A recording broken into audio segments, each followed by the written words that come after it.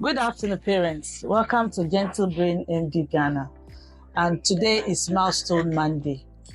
We're looking at the milestones our children should achieve at every age.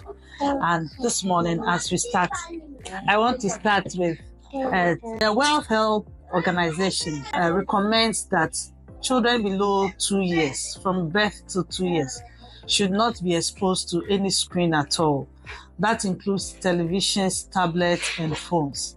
And we're going to use that as our recommendation for all children between the ages of 0 and 2 years. Today, as we look at the milestones for children between the age of 10 months to 12 months, we're looking at their communication skills. And so we'll look at some questions we should be, some things we should be looking at to see whether our children are meeting their milestones. As I mentioned in previous editions, these questions were held from the Ghana Standards. The Ghana Standards was produced by the Department of Children under the Ministry of Gender, Women of Gender.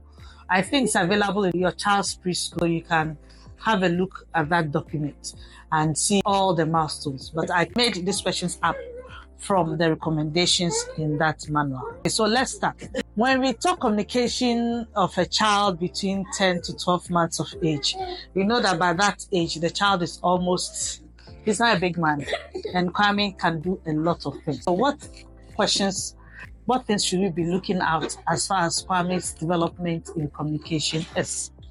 The first is, does Kwame say mama or dada or both?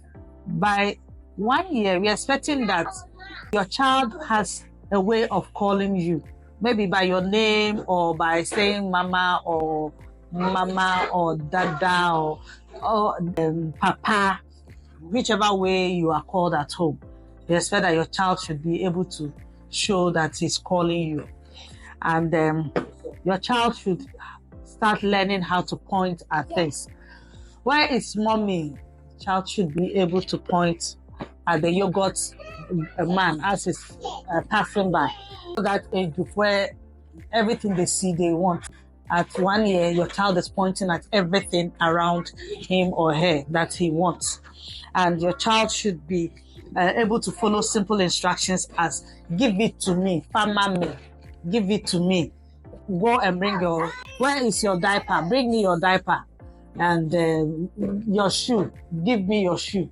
By 1 year, a child should understand these simple instructions, and they should imitate the words you use at home. It doesn't matter the language you use at home. You can use multiple languages. It's still okay. The main thing is that your child is able to imitate and is able to express himself using maybe a combination of all the languages or one language. We expect that the child should understand no and respond to it. If you say no, you can't have it, no. Usually the child will cry or be upset when you say no. But they'll still go ahead and repeat because they want you to say no. And they themselves will also say no. And when they hear familiar words, they try to repeat familiar words in the house and should be able to understand maybe the shake of the head as no or thus as yes.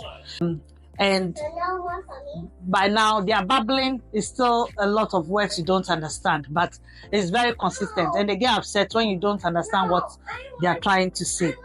And they can look at objects that you name. When you say, where is the ball? You see him turning to look at the ball. Where is Kwame? He looks towards Kwame. Where is daddy? He looks to where daddy is. Where is the car? At this age, they are able to identify familiar items and to identify them by their names.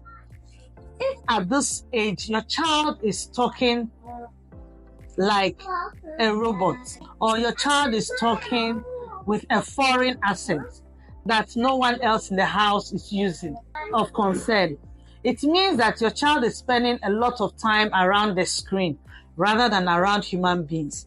And that won't help your child's communication at all, because children imitate the one that is most close to them.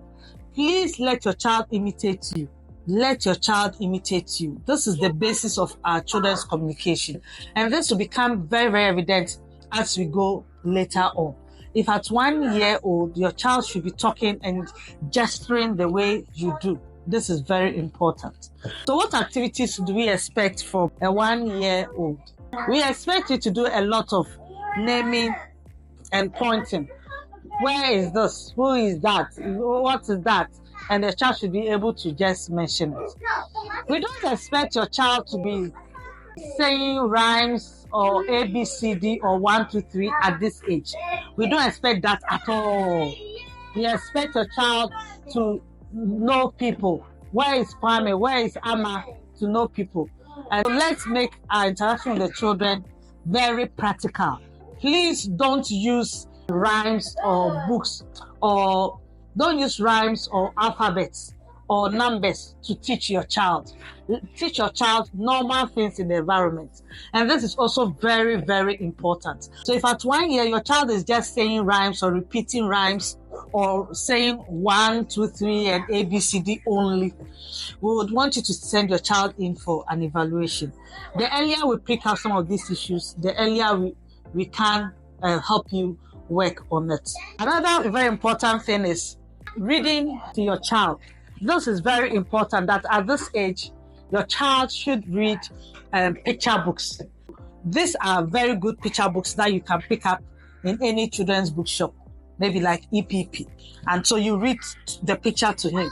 Look at the mommy and the akoko. What is the akoko doing? The chicken. And then they tell him, look at the horse and the pig. The pig will do, and then the chicken will do. This is the time to use picture reading. And the child should be able to point at the pictures for us. We do picture reading. We don't do alphabet reading or numbers. That's not what we do at this age. At this age, you do picture reading. So have one of these books by the child's bedside and read to your child in the night before your child goes to sleep. And then this is the time where you also do a lot of give me this, give me that. Give me your biscuit, give me your this, give me your shoe, give me your that. And that's to teach the child to learn to respond to people. What toys do you need for that age group? Let's keep toys to the very bare minimum. And let's try to use things in our environment for the children to play with. They can play with the kitchen plates, the spoons, typical things in the house. Don't let's fill our homes with toys. It doesn't help our children to be imaginative. Get your old things and stack them for the child. Let your child learn to stack them. Let your child learn to roll them. Let your child learn to play with them and make things out of them. That might help you and help the child.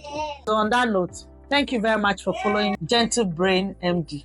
We look forward to seeing you on our next episode.